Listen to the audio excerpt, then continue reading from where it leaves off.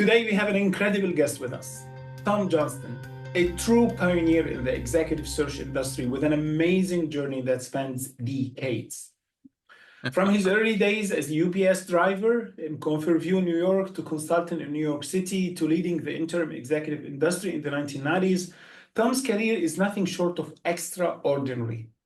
He played a pivotal role at MRI with over 1,100 offices, left to start SearchPath in 2005, and helped grow ZRG or Zurich RG from $30 million to $250 million. Now at Sinova Talent Solutions, he is redefining how recruitment firms operate with profit sharing and equity models that truly value people, not just as an inventory, but as partners. Stay tuned. You won't want to miss this inspiring conversation. Tom, hello and welcome to the show. Oh, Mark, thank you very much for inviting me. I'm excited to kind of share a little bit about my story and what I do and how I can potentially help. So you kind of hit a couple of the highlights. I've been doing executive search for over 35 years. I kind of fell into it way back in the late 80s when I was doing consulting. And to be honest, I didn't really like consulting. I wanted to actually help implement the recommendations. And we know that's not how the world works. So I came up with this idea literally in 1988 about going in on an interim or a fractional basis. And I realized the right way to deliver that was through a recruiting company. So from there, I approached a little firm in New York City and I said, I've got an idea. Let's try to build and add another solution to the services you're already bringing to the client, which was primarily just direct hire, permanent placement. And so within a couple of years, we had a multi-million-dollar business. I then left and started traveling the world teaching high-level search firms, mid-level recruiting companies, temporary staffing companies, how to add this other offering. Not every role has to be filled by a traditional W-2 employee. Sometimes you need somebody on a project or a part-time basis. So help build the industry way back in the late 80s, early 90s. I then got recruited to MRI, Management Recruiters International, to come help build their suite of services. They were one of the very first companies to look at a full human capital solutions firm. What can we do to help in the identification, recruitment, hiring, and retention of talent? And the interim concept fit nicely. So I moved to Cleveland, Ohio to join MRI and help build out what became one of the largest interim executive businesses in the world, a company called InterExec, and grew that. And ultimately, though, I decided to take that transition to become an entrepreneur, opened up and bought 2 MRI franchises. And then, Mark, I decided to specialize in one of the most difficult industries a recruiter could ever specialize in, which is recruiting talent for other recruiters. I work with retained search firms, mid-level recruiting companies. I was basically the headhunter of headhunters. And so I worked with them all over the world and became one of the top offices at MRI. Life was great. When there was a leadership change, ultimately decided to go off and do my own thing, which was SearchPath, which was a franchise recruiting company. I think at our peak, we had about 77 units around the world, all good. But one of my biggest clients was ZRG, and I started recruiting partners for them. And when they received some private equity money, they asked me to join them as a partner. So I helped build a new division for them in the professional search services area, like roles that report up to the executive suite. In my opinion, and then ZRG agreed, you don't walk away from a client because the fee might be a little bit lower. Some of those mid-level roles are critically important. So I brought in and built a solution using the same technology, same tools, same research, same process as if I was doing an executive CEO. And I also did executive search there, spent 4 or 5 years there, all good, but decided it was time to open up my firm again. And part of what we did is wanted to do something a little bit different. One of the things that's a little bit different about me as an executive recruiter is I always try to help people with their career. Whenever you walk into a room and tell people you're an executive recruiter, first thing they say is, help me get a job. Well, that's not quite what we do, right? We work for clients helping them find talent, but I always was willing to sit down and try to help. A number of years ago, I kind of formalized that I was doing a job seekers program during the last recession, or, back in 2008-09 when everything was messed up, and it started growing. What I was doing, Mark, was teaching individuals to think and act like an executive recruiter for themselves. And many times a recruiter, we only work with a very small group of clients, small group of candidates. Vast majority of people, we actually make it harder for them to get a job. So I started teaching them what I do to help them better manage their career. That's the beginning of the My Hunt Path program, and it worked. We started working with everything from recent graduates to CEOs and everyone in between. We were then invited to do a program. Believe it or not, I had a friend of mine call me up and ask if I could help USA do a program in Afghanistan, help 15,000 women elevate up to get education and training. And I said, yes, but I've got to create a technology solution to be able to deliver that virtually, as well as be able to coach from the US. And when they asked how much, we told them and they approved it. And we delivered that project. We created 33 audio classes, basically beginning to end, total self-directed course on how to figure out what you really want to do with your life and career, how to validate it, and then how to put a plan together to execute it with coaching from here. And we delivered that successfully. We then started doing some work here in Cleveland with returning citizens and the Department of Corrections. And then during the during the pandemic, went out to California, took all the audio programs and created them to videos, which we have online at myhuntpath.com. And we're only charging, I think, $29 for it. And then I had my book come out. And so as we're creating, the book is called Where's Your Buffalo? And it's about career education, teaching people how to build and manage their career. But as we decided to start Sonova, we realized we wanted to do something very, very different. Instead of going out and trying to find clients and searches, we decided we're going to start with helping people build and manage their career from recent first job to their last, give them tools and resources and coaching on how to better manage a career. What's out there today doesn't work. The job board program and systems are broken. It never really did work. Recruiters are a good resource, but they only work with a very small group. And so a lot of people are frustrated. The market's very, very complicated and different. Chasing postings on the job boards doesn't really work. So I decided that we're going to get out there and really try to help people build and manage their career with the expectation that at some point they'll become a candidate for searches we're working on, either full-time or fractional. And maybe someday they'll become a client. That's basically how I've developed my career over the last 30 years. I work with people from the beginning and I just stay close to them and build relationships. So that's what we're going to do at Sonova. And the receptivity of that has been huge. Got a couple other things we're doing. One is we're bringing very senior level executives that are kind of the encore of their career to join us as senior advisors and partners, leveraging their network to help us bring in new clients, build our community, and continue to grow exponentially. So I did that pretty quick, right? I did that in like 6 minutes. So that's what I've done over the last 30 years and what we're doing at Sonova. And I think we're really going out to do something very, very different in the marketplace today.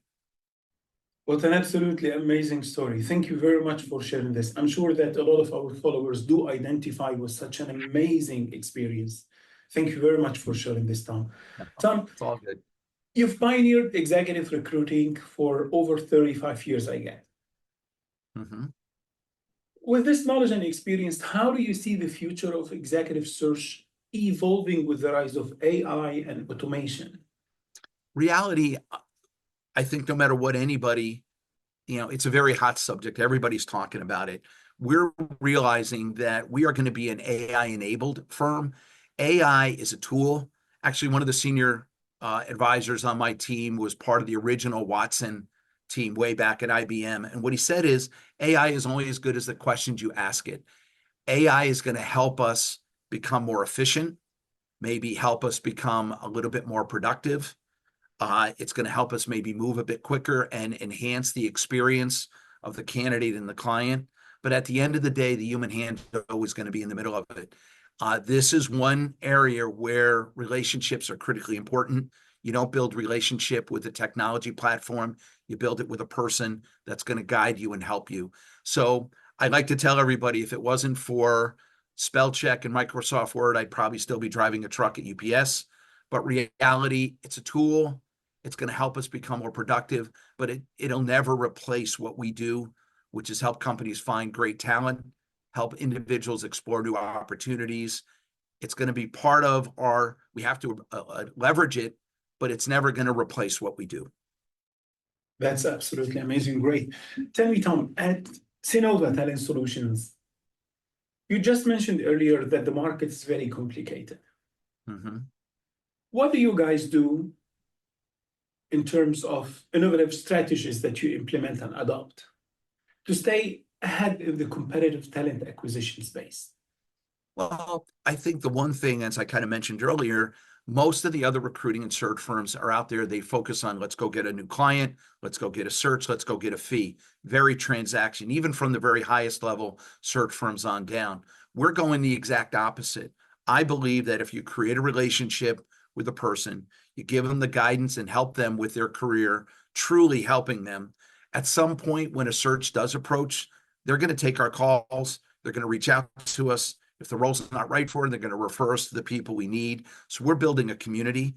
And I also believe that at some point when they're at a position where they can hire talent, they're going to call us. We're going to build our business in a very different way, focusing on helping people, and the other things will come down the road. And it's already leveraged and happening in everybody is relating to that.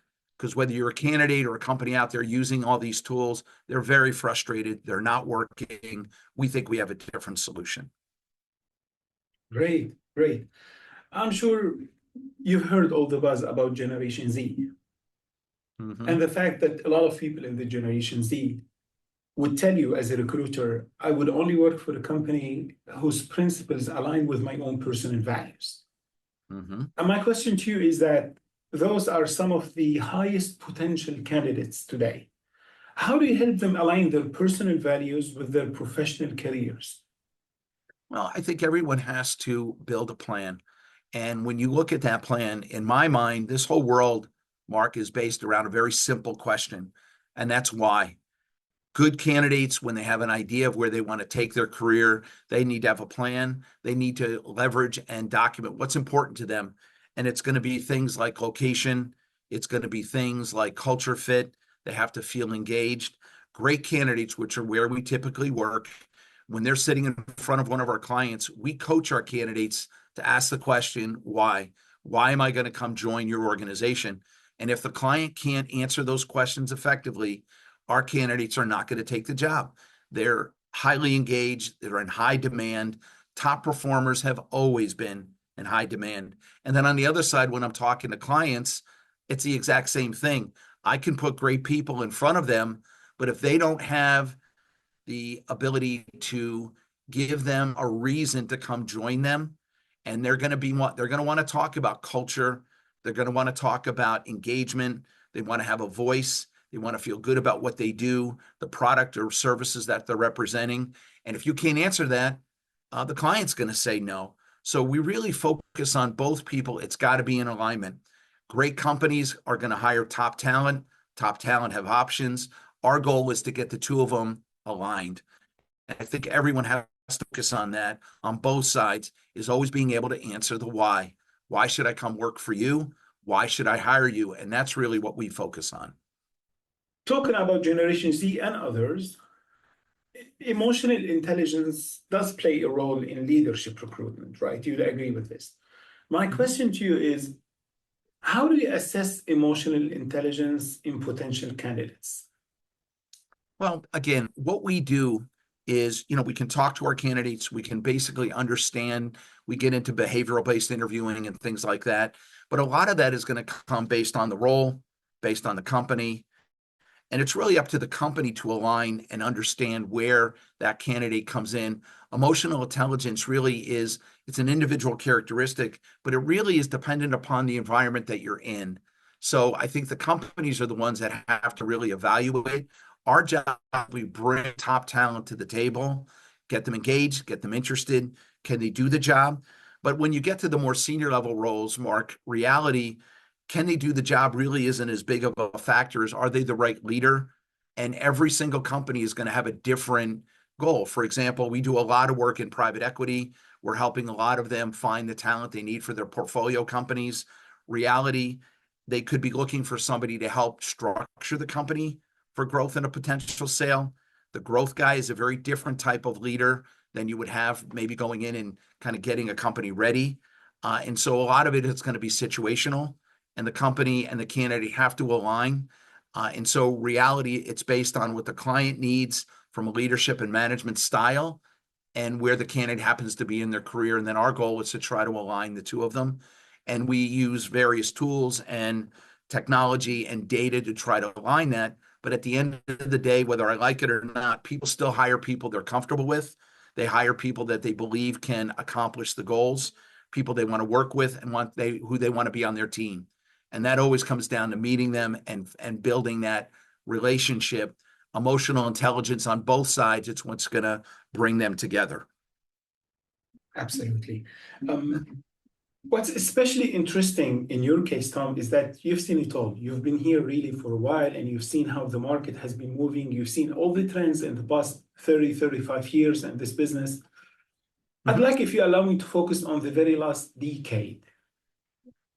Talking about talent expectations for C-suite roles over this last decade, what's the biggest shift that you have seen? Well, first, I think the average CEO is 3 to 4 years. So you have to kind of think through that. I think a lot of the shift we're seeing is, I think we're in a very different type of market. We're in a risk-averse market, really on both sides. We've got candidates that, if they're highly qualified, doing a great job, they truly assess new roles. They don't just jump to a new role unless it meets all of their expectations. I think from a C-level point of view, they're also very risk-averse. They want to see detailed industry experience. They want to have somewhere where they can reference that they've accomplished the specific things that they've done. We're also seeing a large increase in post-hire onboarding to make sure that everyone bringing in the new leader is aligned on where we want to be in the first 3, 6, 12 months. And I think reality today, we're working on a 1 to 3 year window. Nobody's talking about 5 and 10-year expectations. It's what can you do in your first 30, 60, 90 days? What do you accomplish in your first year? How do we make sure we're aligned in that? Everything's become much more condensed. And so I think what we're seeing is companies want to see people that are comfortable in, and they don't want to take that risk. So for example, when we're doing work for a private equity-backed portfolio company, we're really digging deep to find out if the leader really does enjoy that level of interaction. A private equity-backed company moves fast. They want immediate answers. It's a highly exciting, but it can also be very, very stressful. When we bring that out, some candidates run away from it. They want nothing to do with it. Other candidates can't wait to get to it. So we're really kind of focusing on making sure the role and the goals are aligned. And a lot of companies are getting much more specific. They're not bringing people in because they think they can do a good job. They want someone who's got a demonstrated track record of success, doing very close to what they're actually looking for them to do. And so I think we're getting a lot more specific based on trying to eliminate that risk. The worst thing you can do is bring in a leader. If they're the wrong leader, it can be devastating to the company within 12 to 24 months. We're trying to do everything we can to avoid that. And our onboarding process that we have, which is very unique, really helps align leadership with the new candidate as they roll into that role. I absolutely second that. We have seen at the Swiss Quality, that we focus on digital transformation. And we have seen some companies having some leaders who, frankly, are struggling themselves actually with the digitalization process. And that's where you see actually that they are having big difficulties in leading the process of digitalization of the company. How do you see executive search firms actually leveraging or calling on digital leaders that would be able to help them with their own digital transformation? Well, again, I think what they're going to be looking for is, first and foremost, succession planning is not something that has gone away. As a matter of fact, a lot of companies are really focusing on that. So they look internally first to the people that are on the team that have been part of that process from the beginning and elevate them up into a leadership role. Reality, most of the searches we work on, they're saying we want somebody that can step up to that next level. When they're out doing a search, they're going to look for And the way we do our search, we go immediately to direct competitors that have people in roles and companies that have accomplished what they're trying to get to. Our goal is to bring them somebody that has experience making that transformation and they can talk about it.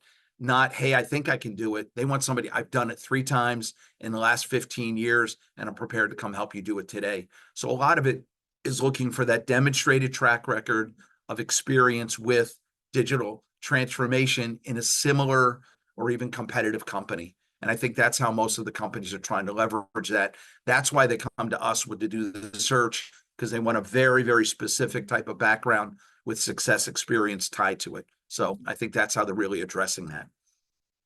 Thank you, Tom, for your insights. Tom, one of the consequences of COVID-19 is that a lot of companies closed doors and a lot of people lost their jobs. Mm-hmm. And some of those were highly, highly qualified in their own industries, in their own thing. But when they tried to recycle themselves, they found it very challenging. Yes. One of your many hats is that you're a mentor for emerging leaders. In this capacity, as a mentor, what is your best advice to those executives who try to look to transition to new industries or new markets? Well, I think the most important thing I can say, Mark, is flexibility. You know, when you spend 25 years in your career heading into a specific and getting into a role, and all of a sudden you find yourself out looking, I actually call them the polyvalent professionals, highly, highly talented people, very experienced, multiple industries, multiple functions. And for whatever reason, they're at a point where they're looking for something different. So part of it is maybe continuing in that role, looking for another leadership role, but they're going to be very selective. After 25 years, one of my key go-tos is individuals that, you know, the group of people that we want to get up every day, come in and do a great job and, you know, charge that hill. That group gets smaller and smaller every year as we become more mature in our careers. And so now I believe many of them are going to start looking at things a little differently.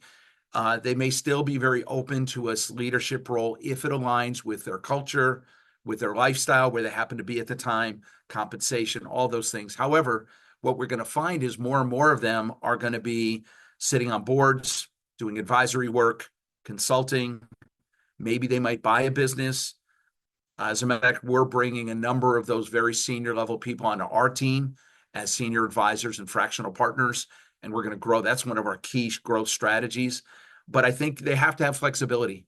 If they're going to look at a different place that's a little different, they have to kind of change their perspective on things. And sometimes after 25 years, I can tell you literally it's not as much about the compensation anymore. It's more about what I'm doing, who I'm doing it with, and believing in it. And so I think reality, the future is going to be a lot more of very senior level people. The encore career is going to be doing multiple things. And I think they're going to find it very fulfilling. It's going to meet their lifestyle needs. And I think they can be mentors and help with some of the smaller companies that are growing. They may not go back to another Fortune 500, but there's lots of smaller companies, startups that really need and really value their leadership. And I think that's where we're going to see a big shift in, you know, working with the smaller companies and being more flexible in what they're looking at. Great insights. Thank you for that. Tom, a lot of companies during COVID-19 and after that adopted remote work. They accepted remote work. But I hear more and more companies saying no more remote work, and now you have to come back and work 100% from the office. And as you know, for some people, frankly, this is not easy because people just got used to this culture of working from home and not having to commute to the office. Right. In your opinion and experience, how has remote work changed the executive recruiting landscape? And what trends do you foresee for the next decade post-pandemic? Well, I think, you know, I agree with you. It was something that really kind of changed the whole work environment globally. And I think what happened, to be honest, Mark, many people, when they were given the opportunity to work virtually and remote, excelled. They actually worked harder. They actually were told, you got to calm down a little bit, take some time off. You don't have to work, you know, 14 hours a day, 7 days a week. But then there were other people that maybe didn't really excel, where they got a little bit distracted. And again, maybe they didn't really meet their expectations. So I think as we're now coming out of this, I think first and foremost, from executive recruiting point of view, one of the very first questions we have to ask our clients, does this role require in the office every day? Can it be a hybrid, or can it be remote? And so for a variety of different reasons, all are still viable.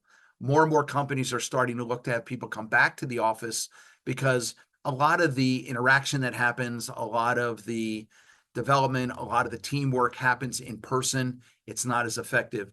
I think what we are going to see, the days of, coming into work sick, not feeling well, getting everybody else in the office sick. When you're not feeling well, they're going to say, stay home. But I believe working virtually and gaining that flexibility has to be earned. And most of my clients will tell me, if you come in and you do a great job and you need time off to go do some various things, as long as I know you're doing what you need to be doing, they don't really care. But I think we're going to probably evolve to more of a hybrid situation. We like you to come in the office and be part of the team. You'll have flexibility to work from home when you need to, or when it makes sense. You've got a special project, you just need to lock down and get it done, no problem. But I think what we're seeing is it's going to be all around accountability. If you're not going to be in the office every day, we want to make sure that you're doing what you need to do. And, this is something, executive search has been remote since the beginning. We work wherever we happen to be, as long as technology has allowed us to do this anywhere on the planet. We've got a phone and a computer. Actually, I don't even need the computer anymore. My phone is a computer. We can do this anywhere, but all of it comes down to results.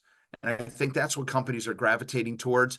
If you can accomplish the things you need to, and you can do it, ideally, we want to see you because we like the interaction. People want that, but they're going to give people more of the flexibility when they say, look, I can do it. So it's going to continue to evolve. Certain companies will want people in the office every day, but give people more flexibility. Others are building in hybrid. Hey, 3 days a week in, 2 days you can work home, but they're probably not going to give it Monday and Friday as the days you can work from home. We'll give you Tuesday and Thursday. And then other works roles, they're just remote. They've always been remote. For example, sales professionals, they should be out in front of clients. They should be talking. They don't need to be in the office. They need to be in front of clients selling. Those have always been remote and will continue to do so. A lot of the tech roles can be done very effectively remote, as long as you're accomplishing the goals they set out to. It's all about accountability. Absolutely, Tom. Tom, when I speak sometimes with partners and people and friends here in Switzerland, and they ask me where our workforce is, and I insist that we are a cloud company, we're everywhere. We do not have this principle that everybody has to come to the same office, because we believe we can work very well together remotely. They start raising questions such as, oh yeah, but sometimes there are some language barriers and some other difficulties where you misunderstand or you are misunderstood. And I try to value that, yes, there might be some challenges, but actually diversity, especially in executive leadership, is great and it helps a lot. In your opinion, in your experience, how important is diversity in executive leadership? And what strategies would you recommend for companies looking to improve diversity at the top? Well, I think, again, you have to understand that we are in a global economy, and diversity it's based on a whole number of different areas, from language to nationality to a location. There's a lot of things. And as you look to build and grow your company, you need to have people that can relate to your target audience. And I think diversity has always been important, being able to have a different point of view. And I think companies and leaders that are open to different types of perspective, different types of viewpoints, that's critical to be able to build the kind of the experience that you need to be able to go out and grow your company. You need different people opinion. But one of the things I actually did and led the search for ZRG to bring in a diversity leader for our practice. And one of the things that I learned doing that search is diversity can mean more than just how you look or the language you speak or where you come from. As an example, I had a client was looking for diversity in construction, and the candidate we brought in was diverse because he didn't go to a major university. He went to a community college, got a 4-year degree, and had 10 to 12 years experience in a completely different area. But then in his mid-40s decided he wanted a career change, came back in, went and got an additional degree, and we were putting him out in front of the client. Technically, he had 30 years experience, but only 7 years experience in the area of construction that they were looking for. That was a diverse candidate. So that is redefining your definition of diversity. It's looking for candidates that may not follow a traditional career path, maybe looking at candidates that don't have the 4-year degree in the MBA, but they've got 20 years experience in a particular industry. My job is to get my clients to be more open to look at different types of candidates with different types of background, i.e. diverse backgrounds. And I think as the workforce is getting more complicated, I think we have to look beyond what you see on a resume or what you see on LinkedIn, is really look at who the candidate is and what they can bring to the table, and be more open to looking at different types of background, because they can be very, very valuable, but you got to look beyond the paper. And that's one of the things that we at Sonova are trying to do, is help our clients better see deeper into a candidate's background and experience and say, this may not be what you're ideally looking at, but it could be a great opportunity to really change and bring some diversity into the leadership room. So again, it's just being a little bit more creative and open to looking at different types of people. Great, thank you very much for this. Tom, I'd like to talk about your book, Where is Your Buffalo, if you allow me. Okay. Very interesting Sure. title. And actually, I had a look at it, and it is definitely a powerful tool for career management. Of course, I would like to ask you first about the title and what inspired you to write this book, and how can Mr. and Mrs. Everybody use it to navigate their professional journey in today's very, very troublesome market. Right. Well, the book, Where's Your Buffalo, it literally started, 15 years ago when I started doing some more formalized career coach. I don't like calling it a career coach. I think I'm a career architect strategist. I'm not a career coach. I'm an executive recruiter. But I had volunteered to do a program through my church. And when I walked into the room, Mark, there were 34 people sitting there. And I had people there that were out of work and actively looking and very, very frustrated. I had people there that had jobs, but afraid they were going to lose their job or they wanted a new job. I had some of the kids coming out of some of the best colleges and universities in the country struggling in a tough market. I had some people that actually, when I talked to them, they really didn't want their own a new job. They wanted to open up their own business. They wanted to be entrepreneurs. I had a number of these polyvalent professionals that were very senior, actively looking, but maybe not looking for that traditional 9 to 5, 2-week vacation. They were looking more 10 to 2, Fridays and Mondays off, and maybe they want to go to Florida when it gets cold in Cleveland. And then I had a mom coming out of 15 years raising her family, coming back in. I had a gentleman actually coming out of incarceration and a gentleman coming out of the service. And so as I sat there, first I had to explain to them, as an executive recruiter, the only time I can help them is they have to align with the search that my client has given me. And I typically get a pretty large fee for making that introduction. I explained I'd actually make it harder for them to get hired. I'm raising the bar by 30%. So what I decided, I said, look, what I have to do is teach you what I do, because you've got to get me out of the mix, right? Teach a man, give a man a fish he eats today, teach him a fish he can eat forever. So as I mentioned earlier, I had franchised my company. So I had a whole, a ton of training material. So I started sharing that with individuals, teaching them how to go from being a reactive job seeker to a proactive job hunter. And as we did that, it started working. But during that, the analogy that I used to use is, believe it or not, the buffalo has nothing to do with the animal. It's the city of Buffalo. I'm in Cleveland, Ohio.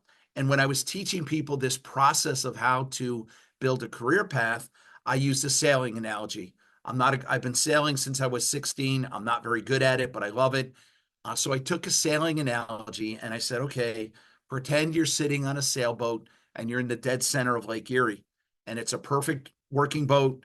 I'd say, pretend you know how to sail, plenty of food, plenty of water, but it doesn't have a motor. What's the first thing you have to figure out?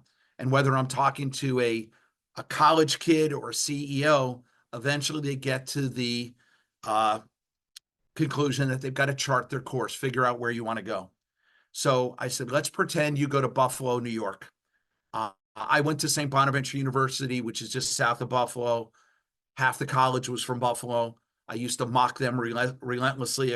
Actually, they're doing a lot better now. But let's pretend if you can get that sailboat to Buffalo, life is going to be great. You're going to wake up every day in a beautiful home. You're going to be happy, healthy. Your family's going to be excited. And you're going to wake up every day doing something you absolutely love to do. And you're just so happy because you're making more money than you ever needed or dreamt you would make doing what you're doing. All you have to do now is get that sailboat to Buffalo. Pretty simple. So you start the journey, and all of a sudden, 10-foot waves and 20-mile-an-hour winds come directly out of the east. I then ask everyone, can you still get the sailboat there? Eventually, everyone agrees that they can, but it's going to be difficult. You have to do this thing called tacking. You've got to tack into the wind or zigzag. It's very hard, very difficult. This is the point of sail where sails will rip, masts will break. Sometimes people get washed overboard. If your sail rips, you have to stop in Erie for a little bit until you get a new one. But they all agree eventually they will get their sailboat to Buffalo and achieve happiness. However, when that wind kicks up, they have another option. They can turn that sailboat to the west, start heading towards Toledo, put that big, colorful sail up called the spinnaker.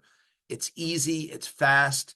If you've ever heard the term, may the wind always be at your back, that's what we're talking about. And then the punchline.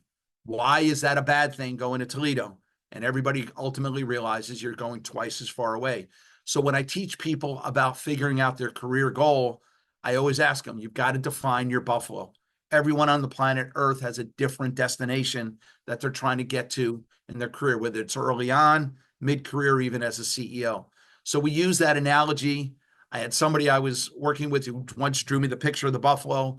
And so we always started using that. I wrote a white paper about 10 years ago just to give people I actually drove to New Jersey and recorded an outline of everything I would teach somebody if I had 10 hours with them. And then I transcribed that into a kind of a white paper. A couple of years ago, I turned it into the book. But after I published the book, I started people coming back and assuming it was the buffalo and cow analogy. Have you ever heard of that one? Well, here's what it is. When there's a horrible storm, picture a blizzard, the buffalo actually drives towards the storm. Their instinct has taught them if you go towards the bad weather and the storm, you're going to get through it much faster than trying to run away from it because it'll follow you, wear you down, and you will die. So many people, when they see the book and the cover, they think that's the analogy, and that works great too. But that's kind of the story. The book now is out there. It's an audio book. There's an ebook and a hard copy. We're gaining a lot of readers, and hopefully we're going to be a bestseller soon. And we've got more books coming down the road. The next book, Mark, is going to be teaching companies and managers how to recruit. If they can't afford me, I'm going to teach them how to do what I do to help them better recruit talent. And then my third book, which is already outlined, is going to be about keeping me away from your people, how to make sure your people are happy so that when I call you, they say, no, I love what I'm doing. I love where I'm working, and they'll give me referrals to go someplace else. But that's kind of the plan. But that's kind of the story of the book. Thank you for sharing this. Talking about mistakes and organizations and what they can afford and what they cannot afford. In your experience, what is the one common mistake that you see organizations make all the time when hiring, especially for senior leadership roles? And how can we help them actually avoid it? Well, I think the biggest mistake is, they go through a very strong due diligence. They meet everyone. They hire what they believe is the right person. I think where the biggest problem comes in is they don't take the time to onboard the new leader effectively. And onboarding is about giving a computer a tag to get in the building. It's making sure that everyone is aligned. What do we want to accomplish? How are we going to accomplish? How are we going to measure those accomplishments? And we actually have a partner that has part of our company to really align that, leveraging an online technology solution that makes sure everybody stays aligned and updates each other every week. We bring live coaching in. And I think the biggest issue is they come in and they either not fully aware of what they need to be doing or they're not aligned. And that, I think, is probably the biggest thing that causes issues at the executive level is they come in with goals and expectations that aren't quite aligned. Communication isn't there. And then all of a sudden, when things happen where conflict happens, now all of a sudden we've got a big problem. Our goal is to try to avoid that by making sure everybody is aligned from day one. And a big part of our process is making sure before a candidate takes that first, actually accepts a role, typically we have them build a business plan. We have them review it with our client to make sure everybody understands what they're coming into, what the expectations are, what the goals are, and everybody is aligned. And we do that before the offer letter goes out, where a lot of recruiters, they just want to get the yes, they want to send the invoice, go celebrate. We're more concerned about building a long-term relationship with the client and the candidate to make sure they're successful. That's how we're going to grow Sonova. That's absolutely amazing. As technology plays a big role in business strategy today, how are you advising organizations to identify the right leaders who are capable of driving technological innovation? Well, a lot of it isn't even so much the leader as much as it's the leadership team. We're seeing a big drive in making sure when you do come in as a leader, great leaders know they have to have a team of highly skilled people in the CFO role, in the chief revenue officer role, the CHR role. Now we're seeing, chief of CIO and actually a separate role for cybersecurity and protection. But I think great leaders need to be aware of what they know and, more importantly, what they don't know. And then they've got to be willing to bring on the right people around them and listen to them and let them bring their expertise and be open to allowing them to make sure they stay aligned with the company goals, the goals of the shareholders, to make sure we're all going. But the reality is understanding how to bring in the right leadership team with the right skill set and then be willing to listen to them. That's great. That's great. Thank you. It's pretty simple, but it makes sense, right? It does.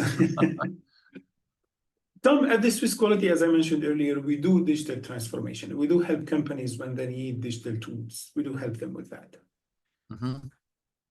What's your take on the role of digital transformation in reshaping executive leadership today?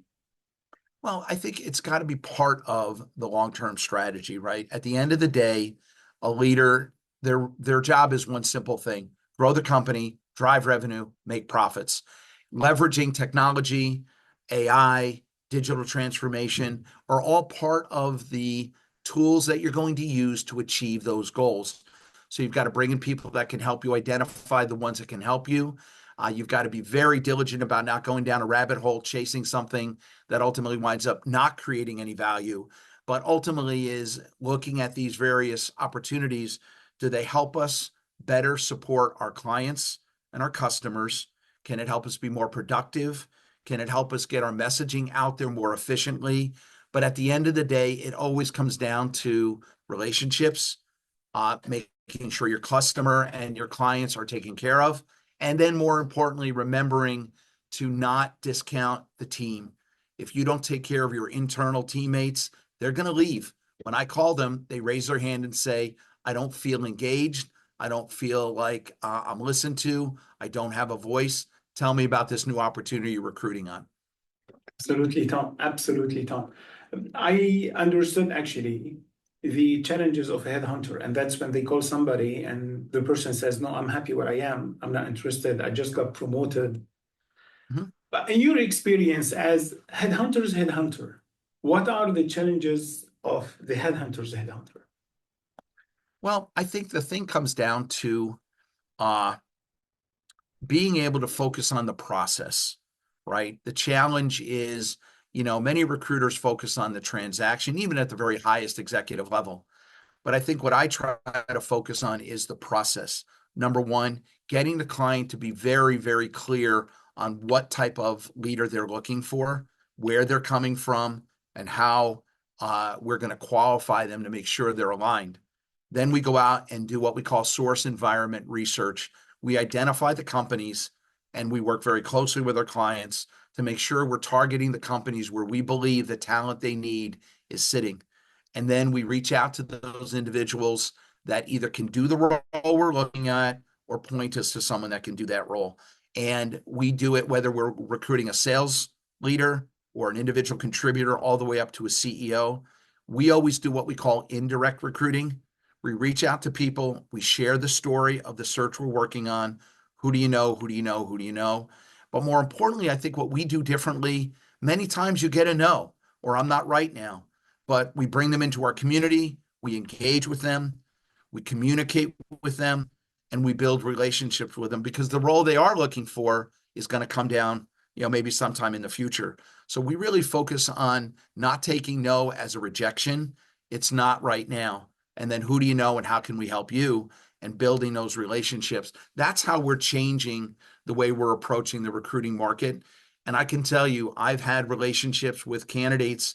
One, as a matter of fact, I just placed into a new role with another executive search firm. And when we started talking, we realized we first met each other 24 years ago. And I had put him out on a role. He got the offer and turned it down. Ultimately went to work for the company, but him and I have stayed together. We built a relationship. Sometimes I called him for help, but I never had a role that really aligned with where he was at that point in his career. But I always built that relationship. And then just recently a role came up. He was ready to make a move. I was able to make the introduction and place him after 24 years. So again, that's the difference between what we do at Sonova and what the vast majority of the recruiting and headhunters out there do. They're all around the transaction. Absolutely impressive. Absolutely impressive. Tom, in your humongous, extensive global network, how important is international experience for executives? And what advice do you give to those looking to broaden their global exposure? They've got to be willing to take expat roles. When you're looking at international, and we do international searches, one of the most important things is finding somebody who understands that location. We did a search for a high-end retail company in Hong Kong. I did a search for a large staffing company in India. We're doing a search right now in Mexico. Reality, they want to find people on the ground who understand how to work in that culture, that environment. They know they know the language, but more importantly, they know the culture. You don't do things the same way in New York City as you do in Alabama or California, or in London, in India, or in Hong Kong or Mexico. I think we need to bring that international experience. And if executives want to elevate up to that executive suite, they need to get some international experience if it's made available to them, and their companies give them the opportunity to go in and learn how to really bring a global perspective. So I think that could be very important. And so I think as we're moving into more of a global economy, we're seeing more and more kids actually getting degrees and advanced degrees internationally. A lot of the international kids are coming here. But I think as we're looking for that, I think that international is something that people need to be looking at and building, but you got to be proactive and make it a part of your plan. And again, it means to be willing to do things that make you a little uncomfortable for a bit, but then jump in and take the opportunity to build that experience. Absolutely. Thank you, Tom, for sharing this. Tom, you've supported various social causes, yeah? In the beginning of this conversation, you mentioned some work with women in Afghanistan and courses that you have prepared and coaching. And how do these initiatives shape your own approach to leadership and talent development? Well, what it really comes down to, I believe truly in my heart that everyone deserves to have a career versus just get a job to make money. And the methodology that I've created in our online course at my Hunt Path or in the book, it is for everyone, whether it's, somebody very, very early in their career, recent grad, all the way up to a CEO. The techniques and methodologies I'm teaching are that I've learned over 30 years as an executive recruiter. And I think my whole approach comes back to, I was raised by my dad. My dad was one of these guys in New Jersey. He did a lot of different things. He was in public relations. He worked in government. He helped build the Meadowlands Chamber of Commerce where the new stadium is. But one thing about him that I remember is whenever anybody had a problem, needed some help, he'd take them down to the local diner, buy them a cup of coffee, piece of pie, try to help. That's been installed into me. It's part of my DNA. Whenever anybody asks for help, I try to help them. And I don't care where they come from. I just try to help them get to a better place. And so the core of me, my company, and Sonova, we start every conversation in, how can I help you? And at some point, they may be looking for me to help them bring talent to the table, to help them grow. I may be giving them, sharing an opportunity and letting them explore a new career. Maybe they're just looking for some career advice to get that first internship job or mid or senior. And many of them ultimately wind up joining me because I got the greatest job in the world, right? I spend my entire career helping companies find talent, helping people explore great new opportunities. We do pretty well financially. It's a very rewarding career that most people just kind of fall into it. And a big part of my career is helping people get there as well. So again, it's really all about just helping people. Thank you, Tom, for sharing this. Tom, when you're looking for leaders that can drive change within an organization, what are top key qualities, top 3, top 5, whatever you wish, that you look for in those leaders? I think first and foremost, they've got to be engaged and excited about change. Some leaders want to keep things status quo. They're not excited about new things. They've got to be willing to take risk because change never comes easily. We look for people who have a demonstrated track record of experience doing that. When you're looking for a new leader at the executive level, even in those mid-levels that they're rising, you want to look back. Do they have a track record of taking on challenges, sometimes tremendously successful, but what happens when they weren't successful? How did they react to it? How did they counter that? So we look for experience. We're also looking for people that get excited about that kind of challenge. And then finally, the most important thing I believe of a good leader is they're willing to listen to the people around them.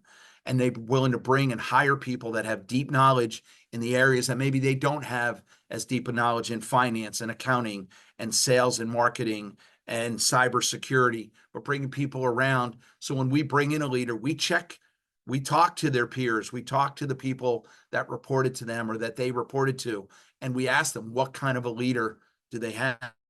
We actually have a data system that we're using where we not only go in and identify the key skills and attributes of what our client is looking for a leader, and our entire recruiting team that interviews that candidate evaluates those candidates on those skill sets. We ask everybody on the hiring team to evaluate them on the skill sets, on those skills and attributes. How do they align? But then we do something a bit different, Mark. We ask the candidate to rate themselves, and then we go and ask the references to rate the candidate on the skills and attributes that we're evaluating. So we're giving a much broader look and data. How aligned are we all? So it's not just the candidate telling the recruiter and the recruiter telling the client. The client gets to evaluate them. Candidate evaluates themselves. The references evaluate them. Everybody's evaluating the candidate on the same skills, attribute, culture fit, leadership qualities. And then we bring that data to the client in addition to all the other things that we do. So we're doing some really interesting things using data and technology to try to bring a better process to the table for our clients. Great, Tom. Thank you very much. Talking about data and technology, with the increasing focus today on sustainability, we see this every day more and more. How do you advise companies to integrate environmentally conscious leadership into their executive search criteria? Well, I think it's every company needs to be looking at sustainability. A big part of the reason is it's important to their customers and their clients, and more importantly, it's important to their employees. And so to ignore it is a mistake. You need to embrace it. What can we do to leave the planet a better place than what we came into it? And I think leaders need to understand that it is an important topic that they have to embrace because their customers are embracing it, their clients are embracing it, but most importantly, especially some of the younger generation candidates coming in, the future leaders of your company, it's important to them. So if it's important, you've got to acknowledge it, embrace it, and find ways to make sure decisions you're making create good, not harm. And again, let's not get crazy about it, but it has to be in the conversation. To ignore it is a mistake. And I think it will cause them, I have had candidates that become misaligned with their corporate direction. To be honest, Mark, those are easy candidates to recruit. they raise their hand pretty quick when I bring them something a little bit different. And that's some of the things you need to do to make sure that when I call your people, they don't raise their hand. And again, ignoring their voice, ignoring their desires, ignoring the things that are important to them really creates some disassociation and makes it easy for us to get your people. Amazing, Tom.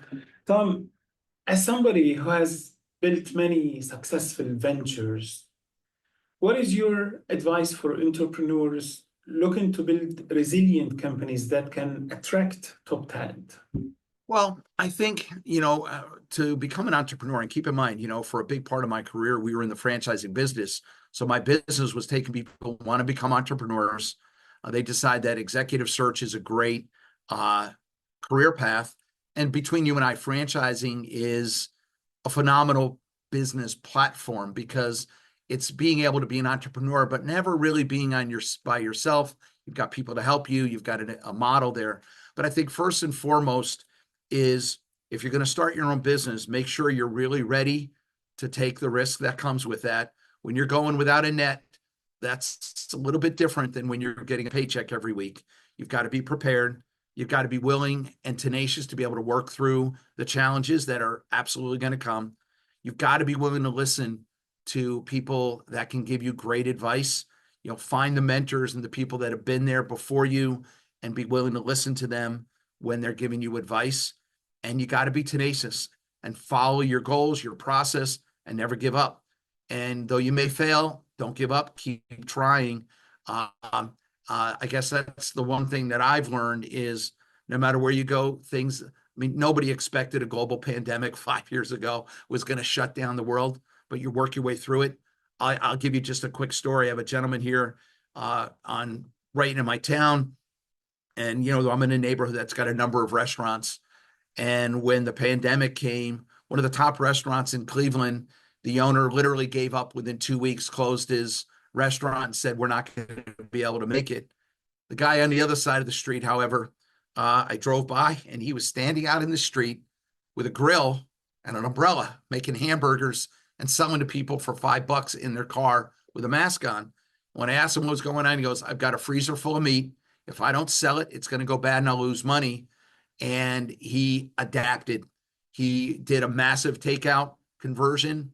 He wound up buying the restaurant that the other guy closed. His business thriving. So challenges come up. You got to be willing to adapt, adjust, and keep driving forward.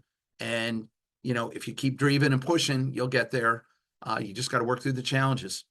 Tom, I don't find the right words to say thank you.